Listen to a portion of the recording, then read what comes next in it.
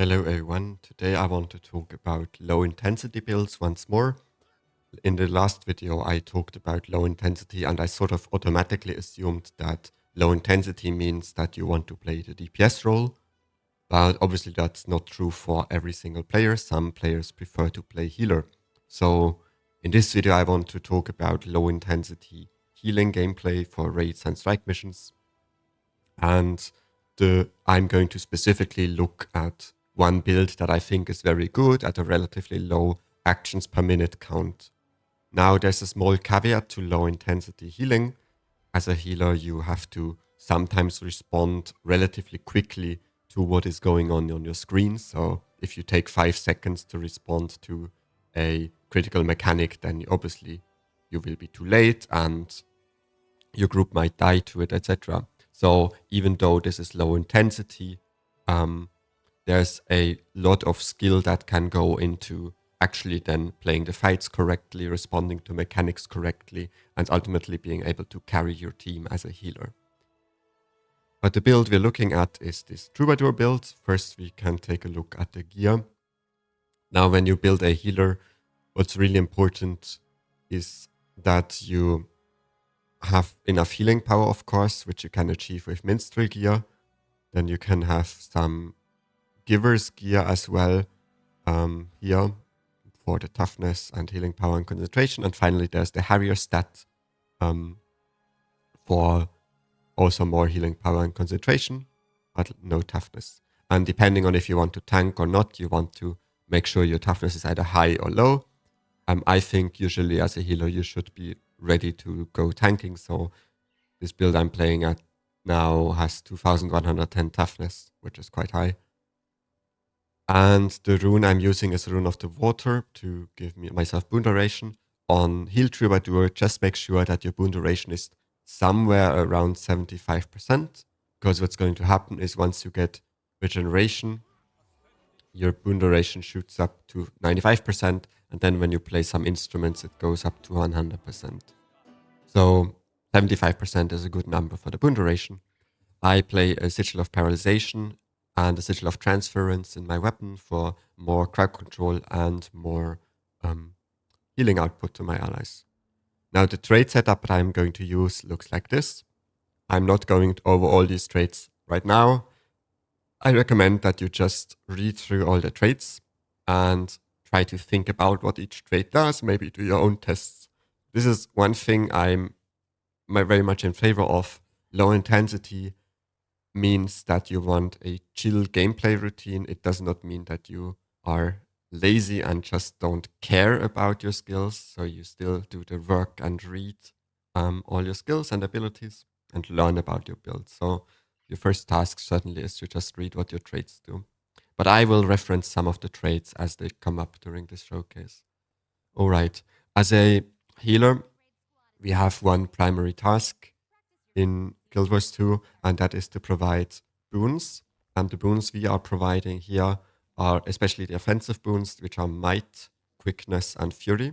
And I'm now going to show to you how you can maintain those boons as a heal troubadour. I will give myself alacrity from the console because you're going to have an alac DPS in the group, giving you alacrity as well. And then let's just spawn a golem. And what you see here is my F1. It gives about 10 seconds of quickness on a 12-second cooldown. And with alacrity, those 10 seconds, those 12 seconds of cooldown are actually just 10 seconds too. So only pressing F1, I can already maintain quickness permanently. So, and I don't need to do anything else. The problem with that is that it's only 10 might and not 25. And it's also no fury. So what I like to mix in is the Tail of the Soulkeeper, which gives might, it gives fury, and it gives more quickness. And now, rather than being relatively tight on the overstack, we actually just stack up to 30 seconds of quickness pretty much immediately. And given these two skills, that's the bare minimum we have to press. Like, if you can't maintain this, then you can't play this build. You have to be able, even though it's low intensity, you have to be able to at least push these two buttons off cooldown. throughout the whole fight. Now, the Tail of the Soulkeeper also gives some protection because it's a tail. There's a trait that says we do that, and it also does some healing due to that trait. And while the F1 is playing, pressing Tail of the Soulkeeper actually gives you bonus notes. Now, the notes are not the most important thing in this heal build. Basically, what they do is that your instrument will passively play for longer, which gives the passive increases. For example, if the lute playing gives the 10% healing increase to others with a longer duration. And so like it's good to consume notes, so your instruments play for longer, but it's not strictly necessary. For example, it does not affect the healing output of the skill. Now, with these offensive boons, we are not quite done yet. We still need to like give some regeneration and protection as well. Because that's like, as a healer, it's our job to also reduce the damage taken by our group. And what we're going to do to have a minimum of effort is we are going to use our healing ability. Our healing ability is also a tail, so it also gives another 5 seconds of protection due to this trait. And then we have this trait here, Metaphysical Rejuvenation, which says whenever you use our healing skill, we give regeneration to allies. And also a quick side note, I'm running the Relic of Febe, so my healing skill also provides AoE swiftness to the group. And so when using the healing skill of cooldown, we also provide permanent swiftness to 5 people. When we get into it, this means just we press our F1, we press our Tail of the Soulkeeper, and we press our Tail of the Second Scion. And now we basically have already a good baseline of boons, and just by pressing these 3 buttons of cooldown. Now you may wonder, well, but if we just do that, where is our healing coming from? Which is a very good question. But we can actually check that we are already healing a lot by toggling on the moderate damage for now.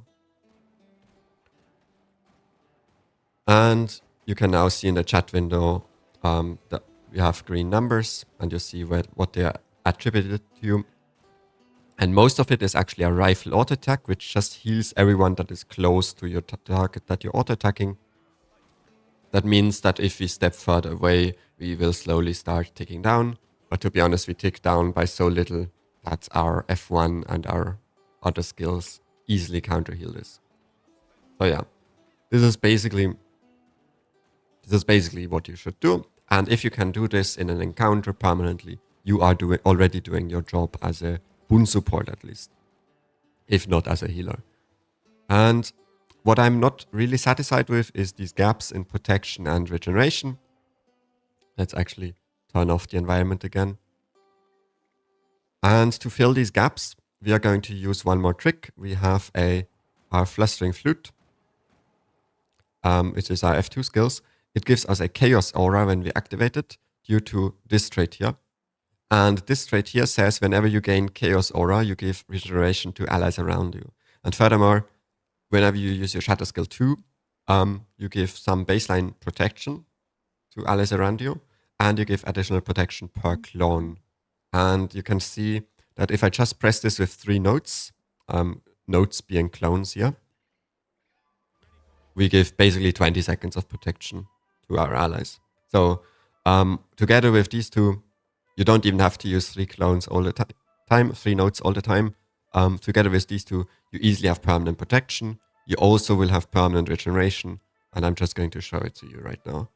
So we have these boons, and that's basically all there is to it. And we can just keep spamming this. And that's... So this is low intensity heal Troubadour. There's not much more to it than this. But obviously we have much more tools than just these 4 buttons and the auto attack. And you may be interested in using those tools to actually have more of an impact. So let's quickly talk about your other skills. The F2, you don't have to press it off cooldown perfectly to maintain your boons. You can also use it as a daze, a 1-second daze, which does just some breakbar damage. Then we have our F3, which is a CC skill as well. It does 200 breakbar damage. It says here 500 defense break, but that's just the 3 different modes of the skill being added up together. It's just 200. And then we have Harmonious Harp, which is a big AoE heal, gives some regeneration to allies around you as well, due to the trait Bountiful Disillusionment. And then we have the trait Crescendo, the skill Crescendo. And Crescendo is a big barrier application. It gets stronger if you have more instruments playing. So if you have used F1 and F2, this one gets even stronger, has more effect. And it also gives might. You saw sometimes if you just press these 2 buttons, the might will not be at 25, right? And if we add in this skill here, now the might is just permanent. And permanently 25.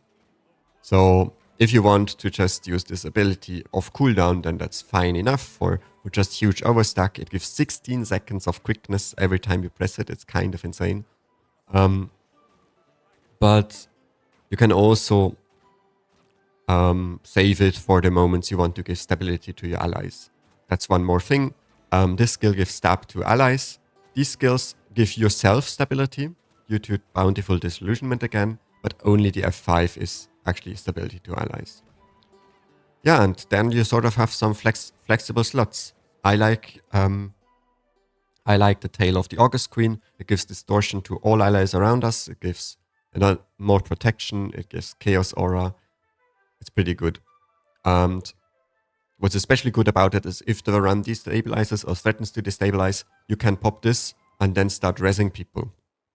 And whenever you revive people, you have a trait that puts down a feedback on top of you or on top of the ally you're reviving, and which is also doing an AoE revive, which scales with your outgoing healing modifiers. So you're actually quite strong at recovering dicey situations on this build. Just pop your elite skill and then press F. And other than that, what you can say is that whenever we gain distortion, we also give Aegis to allies around us with this skill, with this trait, which is also a very good Aegis source then. So if you want to give Aegis, you can just press F4. You don't get Aegis for yourself though. And then I have 2 utility slots. Right now I chose the passive node generation. And what you can also do is with this is once you have all of these on cooldown, you can press Signet of Illusions to reset the first 4 of them. You don't reset your F5, unfortunately. It would be really imbalanced, to be honest. But yeah. And then I pick this skill here that gives Aegis, super speed, and some more protection, and also heals. And yeah. Also gains some endurance. Alright. That's basically it. If you want to cleanse Condis, you just use your F skills. They are all a condition cleanse thanks to this trait over here. And yeah, that's all there is to it, to be honest. Get into content with this build. Now, for the rest of this video, I'm just going to show some gameplay footage I've recorded today where I do very low intensity gameplay. And hope you have fun with this build. Good luck and see you next time.